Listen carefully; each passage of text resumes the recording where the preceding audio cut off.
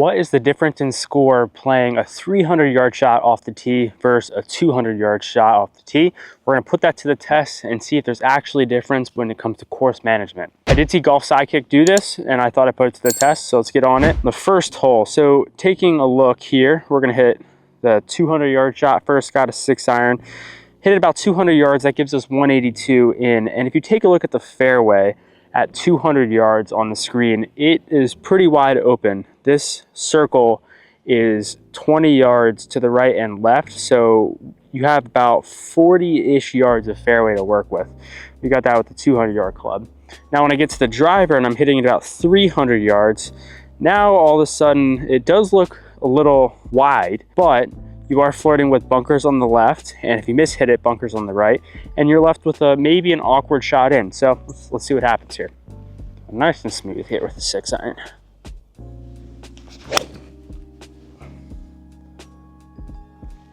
Pulled it a little bit, but since we laid back, we're okay in the rough.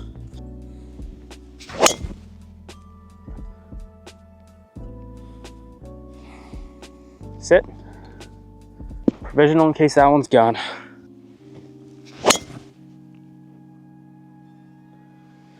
Hit it kind of poorly. It's flirting with the right bunker.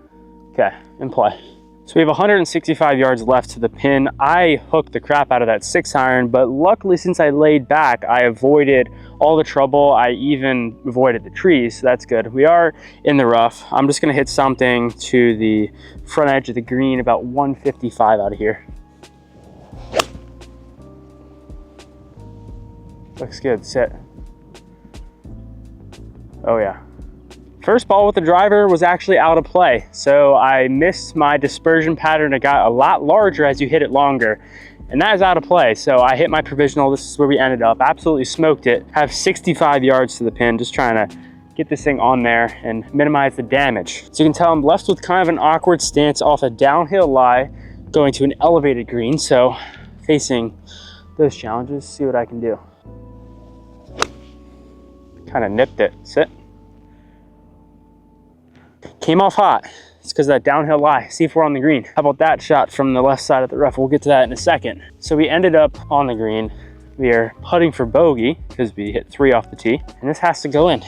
All of a sudden, off the first hole, take driver and already fighting for par. Whereas the other club, we're cruising. Even though I mishit it off the tee, didn't hit it great. We're parked in there pretty close.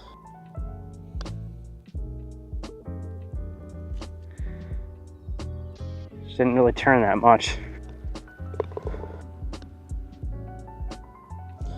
I mean, couldn't have two polar opposite of starts right there. Now, obviously, you're gonna have a major advantage if you hit driver on every single hole and hit every single fairway, but it's just not the case there. Here we have the second hole, which is actually the hardest hole out in the course. If we take a look at the GPS on the Grint app, it's a longer par 4, 427, and 200 is actually going to leave us with over 200 in, and I'm not going to hit anything more than a 6-iron when playing this hole. So if we have to lay up on a par 4, we're going to do that. We actually shouldn't have to worry about any of these bunkers. They're not in range, which is good. So I can just take a nice smooth 6-iron right at the center of the fairway. I have plenty of room to work with if I miss it right or left.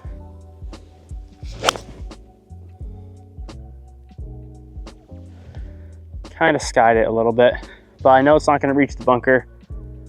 We're gonna be just fine. Have a long way in, but we're in play. Now with driver, this is where this hole starts to show some teeth. If I extend this out to about 300 yards, now all of a sudden I'm flirting with all these bunkers, and the fairway gets significantly more narrow up there. So it calls for a nice good tee shot. Like I said, if I can put it in play, major advantage from that 6-iron. But if not, we can maybe see some trouble like the first hole. Hit it well. It's just a matter if it gets over the bunker. Yeah, good shot there. Here we still have 245 yards to the flag. It is pretty wide open there. My 200 shot should get us within about 40 yards of the green. Into the wind, so we're just gonna hit another 6-iron and get it up there.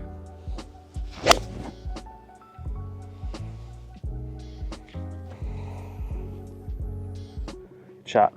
So we're definitely at the advantage with my driver. We're in the fairway. We have about 155 to the center of the green.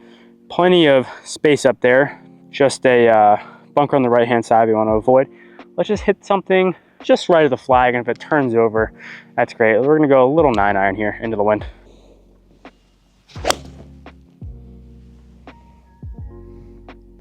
It's turning over a little bit too much.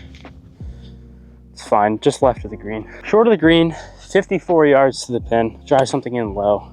Give ourselves a look at par. If you're laying up on par 4s, the biggest thing you can do is at least give yourself a putt at par. You don't want to double chip, and you don't want to bring double into play. At the worst, you want to make bogey. You want to put yourself in a situation where you can get up and down for par about half the time.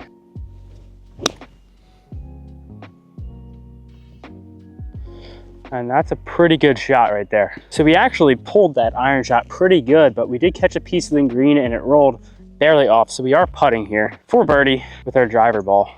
Just trying to get this thing up there, not 3-putt. Stress-free pars are good.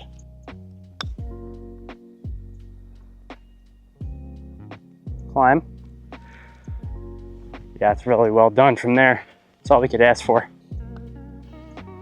So here we have the 6-iron shot. This is for par, so still giving us a chance for par. That's the main thing, like I mentioned. If it doesn't go in, no problem. Just shows there's so many different ways you can navigate a golf course, right? There's no pictures on a scorecard, right? Let's see if we can knock it in. Oh, this didn't turn. All right.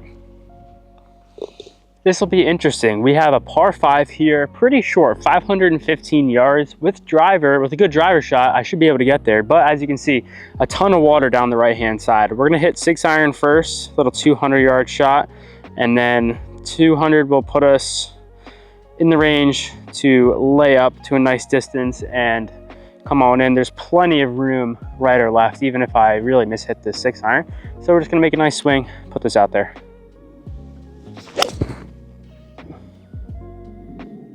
Really high, but straight in the fairway. So the driver on this hole is pretty tight, if I'm being honest. You have bunkers down the left, water down the right, and also people down the left today. So hopefully we don't take those guys out, but let's hit a good driver shot, hopefully.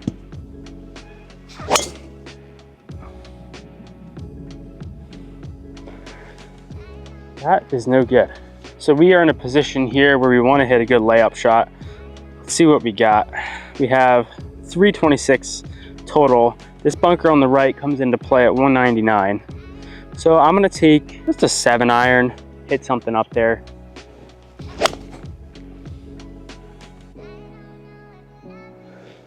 So I'm dropping here in line with the pin, along with where I came in. Looks like we got about 225 to the pin, which is the good news. We're far enough up to where we can drop. Just gonna go for the green here. Trying to carry that front bunker, which is 211. So wind's coming off the right. Man, I'm in between 5 and 6. Probably gonna be an easy 5-iron to get that up there.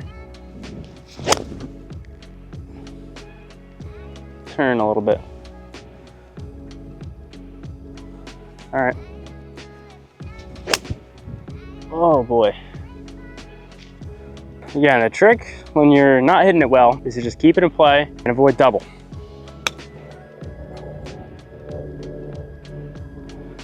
It's a pretty good shot, left it short, it's all right. Honestly, we are pretty much in the same exact spot here. Hitting 4, dropped hit 3, hitting 4 now, and just wanna get this on the green. Again, same goal. 4 in, wow. Legs, legs. And that's a good up and down par there. Hit in the water, but still made par. Well, that's an interesting experiment. You can see that there's pros and cons for laying up off the tee versus going for it. Hopefully you saw that in this video. I'll put the scores up. I believe it was pretty close, if not tied. So no pictures on a scorecard, right? Score's your score. Make sure you subscribe. See you guys out here real soon.